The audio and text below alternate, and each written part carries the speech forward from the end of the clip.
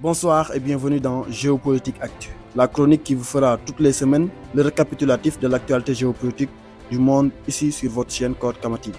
Au menu de cette semaine, en première partie, nous avons d'abord la tentative de coup d'État au Burkina correspondant à l'an 1 du capitaine Traoré à la tête de la transition burkinabé. Ensuite, le départ de l'ambassadeur français au Niger et enfin le report des présidentielles au Mali. Nous allons ainsi analyser ces trois faits marquants de la semaine avant que Lems Alamine ne vienne vous faire le récapitulatif de l'actualité internationale de la semaine dans la deuxième partie. Avant de commencer, je vous prie de pousser un like et de partager la vidéo. C'est gratuit et ça nous fait plaisir et nous encourage.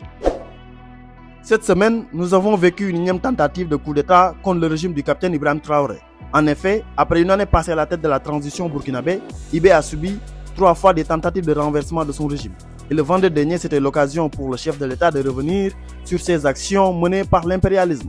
Ainsi, il a tenu à être clair. Ça signifie que, comme je dis, l'itinéraire emprunté est difficile. Nous avons une lutte à mener contre l'impérialisme. Et l'impérialisme, ce n'est pas uniquement ceux qui sont à l'extérieur, c'est surtout les valeurs locaux sur place. Ce sont des choses que nous vivons depuis le premier jour. Mais bon, on s'était dit que c'est logique. Lorsque nous nous sommes révoltés, 2 mois, 3 mois, certains peuvent ne pas être contents. Jusqu'à 6 mois, on observait. Mais à un moment donné, il faut que les gens arrêtent. Ça continue, on a mis en garde plusieurs fois. Et ben, on ne peut pas concevoir qu'un an après que le peuple ait choisi son itinéraire, que nous sommes dans une nouvelle configuration, que des gens s'opposent à cela. Est-ce à dire que c'est la tolérance zéro désormais contre toute personne qui s'aventurerait à déstabiliser votre pouvoir? Ne dites pas notre pouvoir, je dirais toute personne qui voudrait, c'est-à-dire se mettre en travers de la marche de ce peuple-là. Il n'y aura pas de sentiment. Ça, c'est terminé. Toujours dans le même entretien, le président de la transition a apporté des éclaircissements sur le partenariat qui lie le Burkina et la Russie. C'est trop dit. Je ne pense pas que dans l'histoire de la Russie, par exemple, la Russie n'a jamais colonisé un pays. Vous êtes d'accord avec moi? Vous connaissez un seul pays en Afrique ici que la Russie a colonisé? Ou partout ailleurs? Donc, il ne faut pas comparer d'abord les deux. Les vérités d'hier peuvent toujours être celles d'aujourd'hui. Pas évident, mais c'est pour vous dire que nous avons suivi l'évolution de notre pays avec un partenariat. Aujourd'hui, nous sommes dans la guerre, nous avons aussi suivi. On a jugé que ce n'est pas sincère. On arrête. Pourquoi depuis 1960 jusqu'à aujourd'hui, soi-disant indépendance, vous savez bien qu'il y a beaucoup de mots. Ça ne va pas. On produit beaucoup, on a toutes les richesses, mais pourquoi ça ne va pas?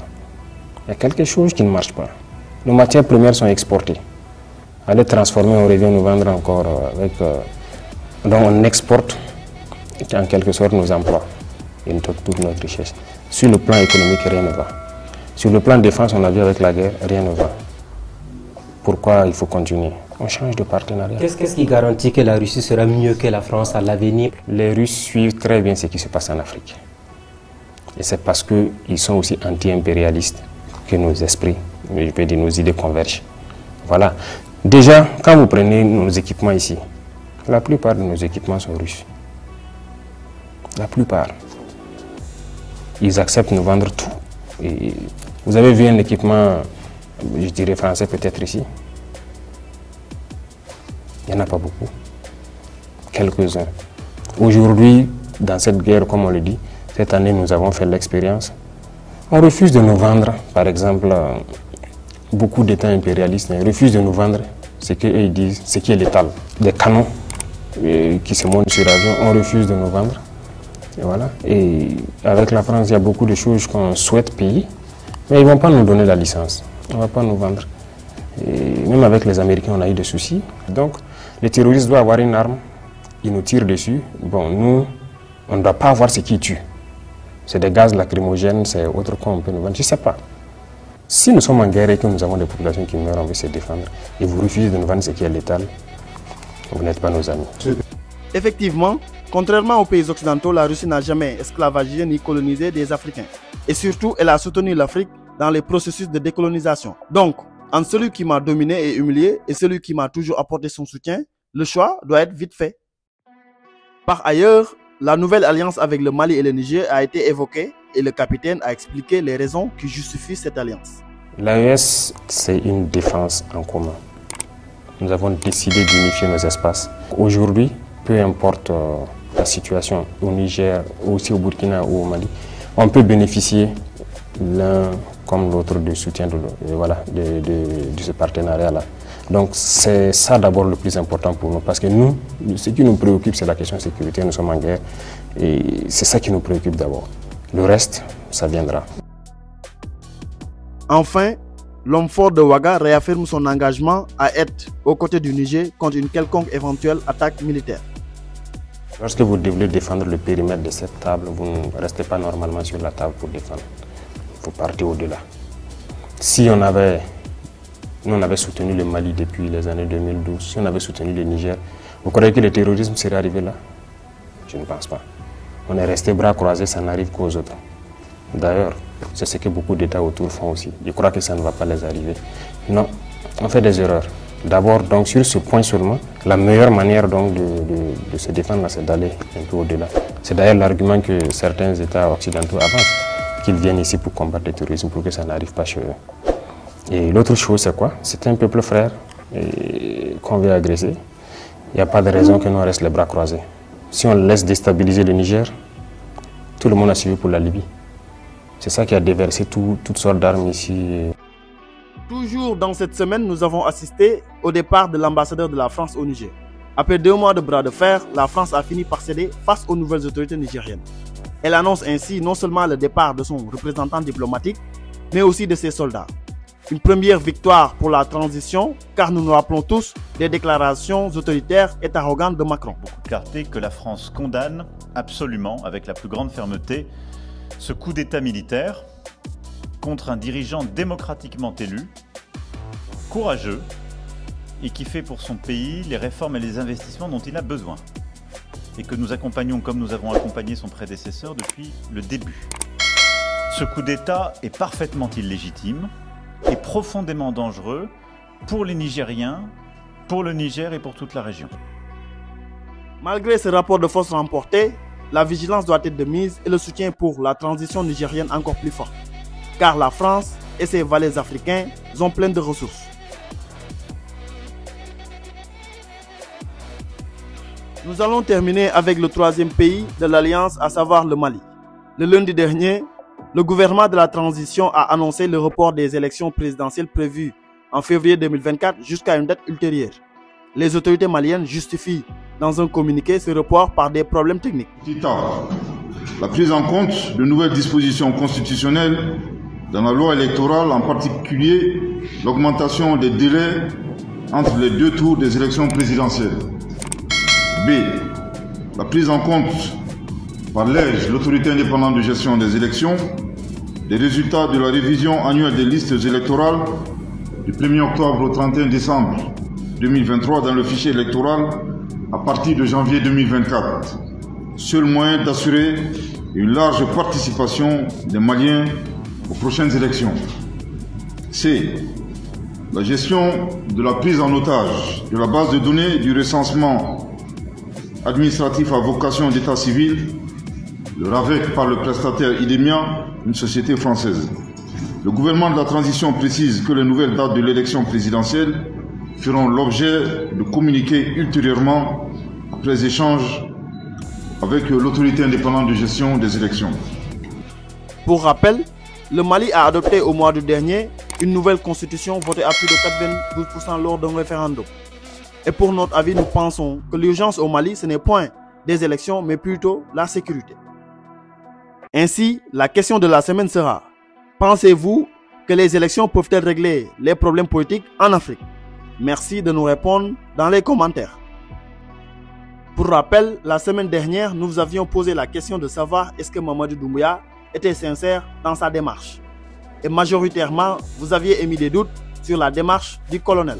Maintenant, place au colonel et les autorités guinéennes de répondre par des actes. C'est ainsi que je passe la main à Lems Alamine pour qu'il vous fasse le récapitulatif de l'actualité internationale dans la deuxième partie.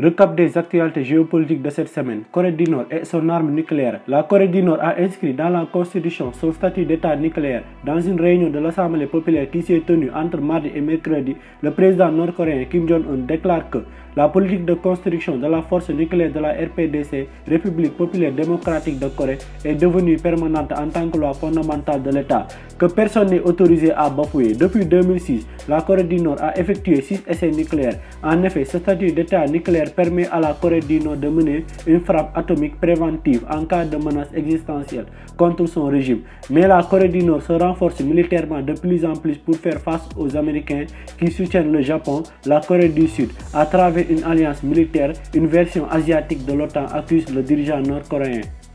La fin du Haut-Karabakh. La République du Haut-Karabakh va cesser d'exister à partir du 1er janvier 2024 à travers un décret signé ce jeudi 28 septembre par le président de la région, Samvel Shahramanian, une semaine après une offensive militaire rigoureuse menée par l'Azerbaïdjan pour le contrôle total du territoire. Toutes les insurrections seront dissoutes, annonce le dirigeant de la région. Il faut noter que l'Arménie n'est pas intervenue militairement pour faire face à l'offensive des Azéris, d'autant plus que la population arménienne fuit la région depuis quelques jours. Salva Kiir en Russie. Le président sud-soudanais a effectué une visite d'État à Moscou ce mercredi 27 septembre. Lors de la 78e session de l'Assemblée nationale des Nations unies, Salva Kiir n'a pas rencontré Joe Biden à New York. Cependant, avec son importante délégation, il a été accueilli en grande pompe à Moscou. La coopération bilatérale dans plusieurs domaines dont la sécurité, le développement économique, etc.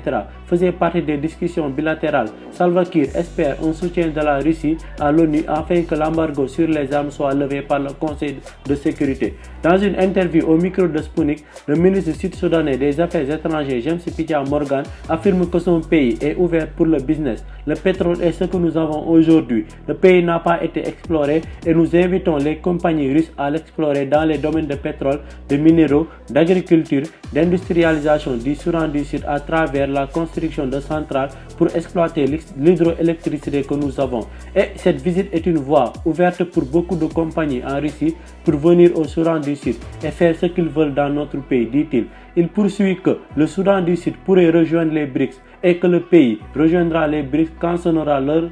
Le Soudan du Sud reste un allié stratégique de la Russie dans cette zone. Russie, un ancien de Wagner pour former des volontaires. Vladimir Poutine a fait appel ce jeudi 28 septembre à un ancien cadre de Wagner, le colonel Andrei Trochev, pour former des unités de volontaires capables de mener diverses missions dans la zone de l'opération militaire spéciale en Ukraine.